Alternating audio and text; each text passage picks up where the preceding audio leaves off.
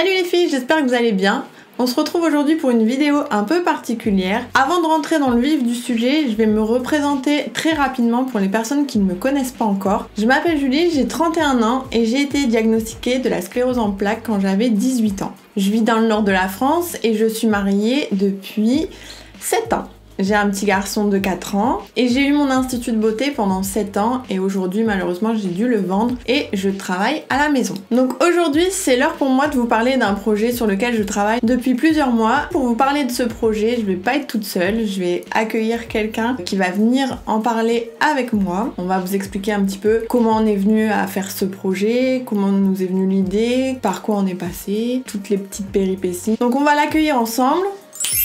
Donc comme vous avez pu voir, on a investi dans des effets spéciaux, c'est assez extraordinaire. Je me présente, je pense qu'elle a dû le faire un peu avant. Non. D'accord, donc elle l'a pas fait. Je m'appelle Rémi, j'ai 37 ans, je suis le mari de Julie. Donc moi je suis également malade. J'ai été diagnostiqué sclérose en plaques en 2016. Ouais, on a vraiment pas de chance, donc on était vraiment fait pour être ensemble. Donc, on partage tout. Voilà, on partage tout, même les maladies. Donc voilà. Moi il faut savoir que j'ai dû arrêter... ma vie professionnelle à cause justement de la maladie, à cause du Covid et de tout ce qui s'est passé. Je me suis retrouvé en confinement, forcément en tant que personne vulnérable. Donc ça fait depuis mars que je suis à la maison. Au bout de quelques semaines, le temps se fait long. Quand on est habitué à avoir une vie professionnelle, à travailler, le temps se fait long. Et on a décidé donc de trouver quelque chose pour occuper ce temps et de faire quelque chose de sympa et qu'on puisse faire ensemble. Moi qui ai l'habitude de travailler, ça fait depuis 20 ans que je travaille. Retrouver comme ça du jour au lendemain sans activité, c'était un peu compliqué pour moi. Après un certain temps d'inactivité où j'ai pu faire tout ce que j'avais à faire ici à la maison, on s'est concerté pour essayer de trouver quelque chose qui allait pouvoir nous permettre de travailler à la maison ensemble. Et c'est de là que le projet est né. Pendant tout ce temps libre, je me suis inscrit sur des groupes de discussion sur Facebook pour pouvoir échanger avec des personnes qui étaient dans le même cas que nous. Et on s'est rendu compte vraiment qu'il y avait énormément de gens dans notre cas. Vraiment beaucoup de monde qui se sont retrouvés comme moi au chômage partiel à cause du Covid. On s'est rendu compte forcément qu'il y avait énormément de gens malades de la sclérose en plaques comme nous ou d'autres maladies et que beaucoup de gens se sentaient exclus. Faut dire que c'est une période qui était assez difficile. On s'est tous sentis plus ou moins exclus de ça. On a été obligés d'avouer nos maladies à nos patrons, à nos collègues, ce qui n'était pas forcément prévu. Et on s'est retrouvés tous dans des situations assez délicates. Moi en premier, c'est quelque chose que je ne voulais pas avouer, que je voulais pas en parler aux gens. On s'est rendu compte forcément qu'il y avait beaucoup de monde. Et ça nous a permis de discuter avec beaucoup de gens qui étaient dans notre cas avec un handicap ou une maladie invisible. Au final, cacher tout ça, c'était pas forcément par honte, mais plus parce que moi je veux vivre comme quelqu'un de normal. Beaucoup de gens qui sont dans notre cas veulent vivre comme des gens normaux et n'ont pas envie d'attirer la pitié ou même d'autres choses où ça peut engendrer t'es malade alors t'es pas capable de le faire. Voilà pourquoi je voulais pas avouer à tout le monde mon état. Voilà. Donc par exemple, moi, il m'est arrivé une expérience, nous, puisqu'on était ensemble, pendant le confinement, on est allé faire nos courses, parce qu'on a continué à aller faire nos courses nous-mêmes, d'avoir énormément de monde à la caisse. Et comme j'ai cette petite carte d'handicapé que Rémi n'a pas, mais bon, comme on se déplace toujours à deux, c'est comme si il pouvait en bénéficier aussi. Et donc à la caisse il y avait énormément de monde et on s'est regardé, on s'est dit est-ce qu'on tente la caisse prioritaire? Et c'est quelque chose que je ne fais jamais parce que j'estime que quand ça va bien j'ai pas forcément besoin d'aller à la caisse prioritaire, mais j'avoue que quand il y a du monde qu'il faut attendre longtemps à la caisse, c'est préférable de pouvoir y avoir accès. Donc on a tenté l'expérience, on est passé à la caisse prioritaire, donc forcément il y avait aussi énormément de monde. Donc si c'est pour attendre autant de temps à la caisse prioritaire qu'à la caisse normale, ça sert à rien. Donc je me suis déplacée vers l'hôtesse de caisse et je lui ai dit « Excusez-moi, j'ai la carte prioritaire, est-ce que c'est possible de passer ?» Parce qu'on sait tous qu'il y a énormément de gens valides qui passent à la caisse prioritaire.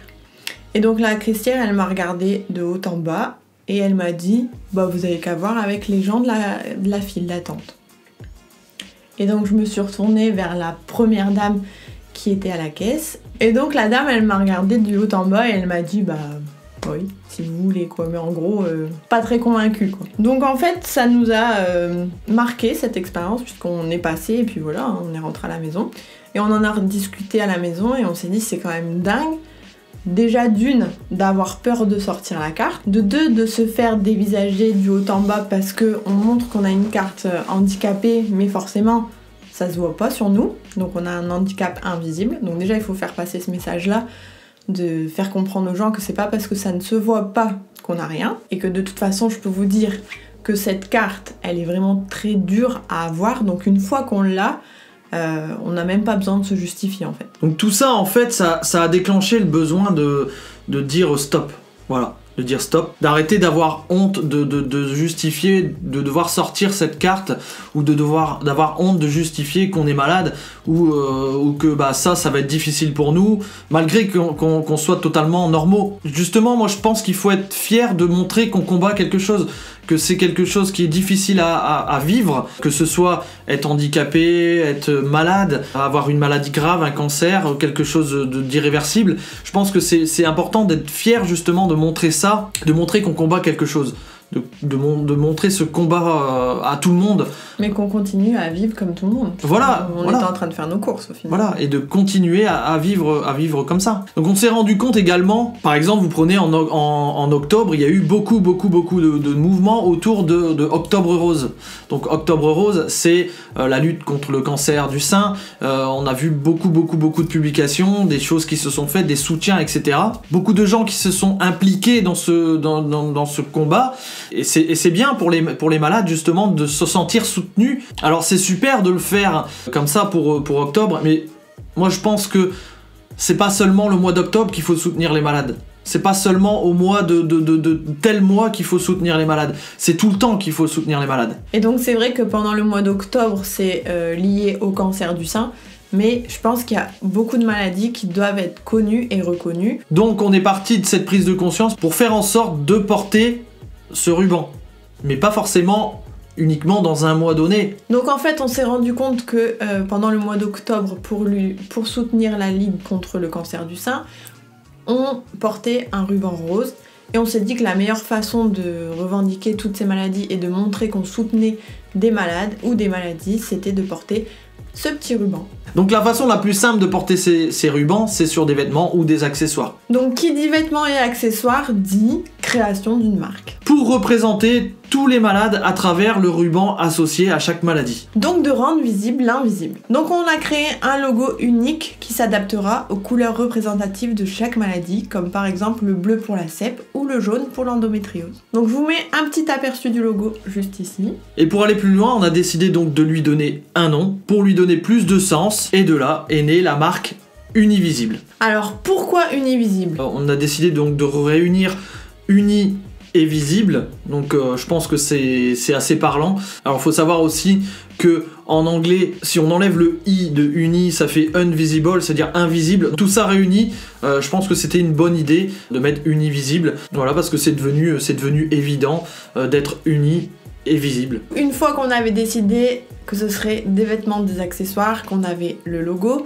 qu'on avait le nom de la marque, on s'est dit bah voilà, on va mettre tout ça sur une boutique en ligne. Les articles que vous avez sur le site sont plus axés sur le sportwear et la détente. Et donc du coup on va vous montrer le premier prototype qu'on a reçu à la maison, que j'ai commandé pour moi à la base. Donc comme les vêtements sont mixtes, on va vous montrer ce que ça donne. Tour de magie. Donc voilà par exemple ce que vous allez pouvoir trouver sur la boutique en ligne. Donc ça c'est vraiment qu'un exemple, il y a beaucoup de coloris différents. Les logos changeront de couleur en fonction de la demande. Donc vous allez pouvoir trouver tout ça sur le site. Donc ça c'est bien sûr qu'un exemple de tout ce que vous allez pouvoir trouver sur la boutique. Donc c'est une broderie, c'est quelque chose de qualitatif, c'est pas juste un flocage. Donc bien sûr sur d'autres articles c'est un flocage, donc ça dépendra de la matière. C'est toujours précisé sur la boutique. Donc il y a plein de choses sur la boutique, hein. Des bonnets, des casquettes, des t-shirts, des pantalons, vraiment plein de choses. Il y a également des tenues complètes de sport, parce que c'est important de continuer à faire du sport même si on est malade. Donc on travaillera aussi pour vous apporter plein de nouveautés, des choses sur mesure. Si vous avez des demandes, n'hésitez pas à nous contacter, on les fera personnaliser s'il faut. D'ailleurs, vous pouvez proposer dès maintenant dans les commentaires si vous avez des idées. En plus de ça, en plus de la boutique en ligne, on a décidé de créer une page Facebook qui nous sert pour notre communication et pour vous partager éventuellement des idées ou des futurs articles. Ou même des partenariats. Donc on a créé une page Facebook, on va créer un profil Instagram. On aimerait aussi mettre en place un hashtag Univisible pour que vous puissiez y mettre toutes vos photos avec les articles de la boutique. Ça nous fera vraiment plaisir de vous voir porter notre marque. Et dernière chose avant de clôturer cette vidéo, il était important pour nous de pouvoir aussi soutenir toutes les associations qui tournent autour du projet. Dès que la société qu'on a créée fera des bénéfices, on va verser une partie de ces bénéfices à ces associations. Donc ça, vous allez pouvoir trouver dans la boutique en ligne une rubrique les associations où vous allez voir toutes les associations qu'on va soutenir. Donc voilà, je pense qu'on a terminé pour les explications. On espère que ce projet vous emballe autant que nous. En tout cas, c'est un projet qui nous tient vraiment à cœur. On espère que vous allez adhérer et que vous aurez la même vision. Et ce qu'on souhaite vraiment au plus profond de notre cœur, c'est de vous passer le message de ne plus avoir honte de dire que vous êtes malade ou de montrer que vous êtes malade. Justement, vous devez en faire une force et le fait de porter ce logo en public, ça doit permettre aux gens non malades de vous respecter, de vous aider si vous en avez besoin. Et on a oublié de parler d'une chose aussi, c'est que grâce à cette marque et ce logo, le fait de porter nos vêtements, nos accessoires, c'est de vous rendre visible. Et donc le but en fait, c'est que une personne non malade dans la rue voit quelqu'un qui porte donc notre marque, ce logo, va pouvoir aller discuter beaucoup plus facilement. Donc ça va permettre d'ouvrir le dialogue parce que parfois c'est vrai que c'est compliqué, on sait pas trop comment aborder le sujet, de voir que la personne elle revendique fièrement sa maladie, ça ouvre les portes de la discussion, donc c'est plus facile. Je vous laisse avec Julie, donc ça m'a fait plaisir d'être ici sur cette vidéo. On se retrouve très vite, portez-vous bien et à bientôt. C'est génial ce truc, si je pouvais faire ça dans la vraie vie. Allez, moi aussi, je vous laisse, je vous dis à très vite, je vous fais plein de bisous, portez-vous bien. Ciao.